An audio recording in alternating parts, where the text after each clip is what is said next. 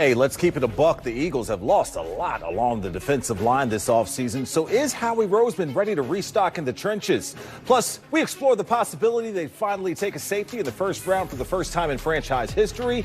And Barrett Brooks will break down another guy who's been in for a top 30 visit with the Eagles, cornerback Trey Amos. Hey, you know that music means one thing, that Birds Huddle is here. We're presented by Toyota, official automotive partner of the NFL, along with the Super Bowl champ Barrett Brooks. I'm Danny Palmels. 1 week is all that separates us from the first round of the NFL draft. How fired up are you, Barrett? I can't wait, man. I cannot wait, man. This was all about, and with the 32nd pick, yeah, it's a long time away, man. A long, long time away. We will see how it shakes out. We could be moving up, moving down, who knows? But we know the Eagles do love to live in the trenches for sure. Earlier this week, Howie Roseman was asked specifically about defensive tackle and having to restock that spot after losing some monster pieces there over the last couple of years. Yeah, you know, I've been here long enough to been around a bunch of first-round picks in Philadelphia, defensive tackles, and obviously interior pass rush is a huge deal in the National Football League. You know, getting quick pressure on quarterbacks is a huge deal, and I think you've seen our resources shift that way a little bit here in the last few years. Because that's the quickest way to really get pressure, and you want both. We've been fortunate to have both for a long period of time, but you got to continue to refresh those positions and continue to build depths along both your lines. So I think for us, you know, we feel like having good players at those positions, and obviously we have a bunch returning on our roster that we're excited about, but those are huge spots for us to continue to grow, and the best place to find them is in the draft. Those markets are expensive when you get into free agency. Barrett, Fletcher Cox is not walking through that door. Time for our three-point stance presented by Toyota. Stance number one, restocking the defensive line is the top priority. Whether it's at edge rusher or at defensive tackle, this is the most likely option for the Eagles in round one. What do you think, B? I'm thinking that, you know, they're absolutely right. You know, you look at those guys on that list, all these guys can play, especially at the defensive tackle position. Derek Harmon from Oregon, really good player. Walter Nolan, Ole Miss. I mean, Williams, all these guys, you know, can come in and be an instant impact. You need guys like that, whether it go be edge rushers. Michael Williams, probably be my number one pick out of all those guys we're talking about right now. And we're talking about a guy that's big, explosive, long, and there he is right there, you know. I mean, 30% of his tackles have been tackles for loss. He plays long and explosive.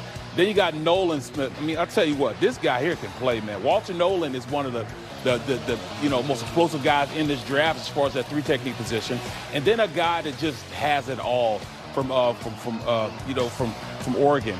Derek Harmon is you know, a nice little mix of explosiveness, power, strength, and understanding of how to play the position. So, I mean, when you have those three guys and to pick from those three guys, is there somebody that we can move up to and really come in and be an impact player? We probably could, but I mean, there'll be a couple of those guys that might slip to 32. But what's the likelihood that we'll stay at 32? That's the biggest thing. Yeah. How will we stay at 32? I think that we'll move up, and I don't think we necessarily will move up and get one of these guys. You know, Michael Williams will definitely be the highlight of this draft if we can get him. And, I mean, those Georgia guys have been falling to us for a long time, so maybe we have an opportunity to get him. But like I said, he's big and explosive. He's 6'5", 260 pounds, gets off the ball, could shock you, hit you in the mouth, you know what I'm saying, get off blocks. He has a little more that he has to learn from a pass rushing standpoint, but he has the total package as far as, you know, coming in and playing. But like I said, Walter Nolan's another guy. You know, he's just untapped potential.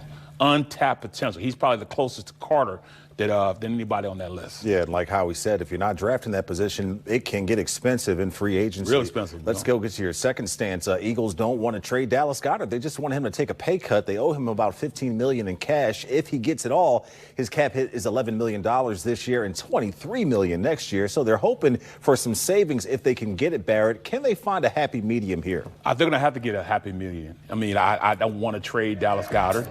Dallas Goedert has been very productive. He was very productive during the last part of the season, but he spent too much time in the pool. You know what I'm saying? The cold world pool. Too much time being hurt. I mean, he's out a couple games, you know, each year, more than a couple. Can't make the club in the tub. Yeah, you can't make the club in the tub, and you know he's a guy that he just plays so well when on the field that you can't really say that you don't need his production. He's been our third receiver for the past 3.5 years.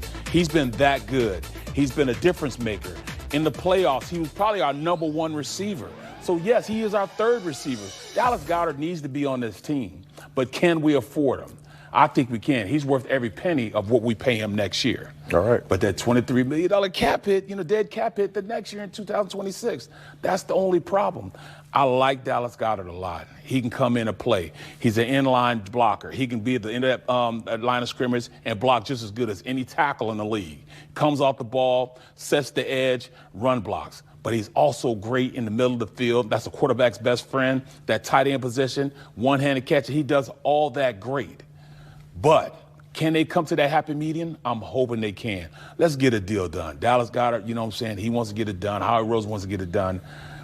Can they get it done? I don't know. Who's going to give? You know what I'm saying? Who has the most power right now? We'll see soon. And it doesn't mean they won't maybe draft a tight end, but it's just that maybe they can work this out with Dallas Goedert and kick the can a little bit and they still have his replacement. Even if they draft, they're going to have to draft somebody anyways. Right. They need somebody in here. You need that heir apparent. Just like he was an heir apparent. He's got to be an heir apparent. Somebody. All right, let's get to the third stance. There will be veterans available via trade. Not only is Dallas Goedert on the market, but we heard a couple of big-name cornerbacks being shopped already. Jalen Ramsey, Jair Alexander. Name a couple.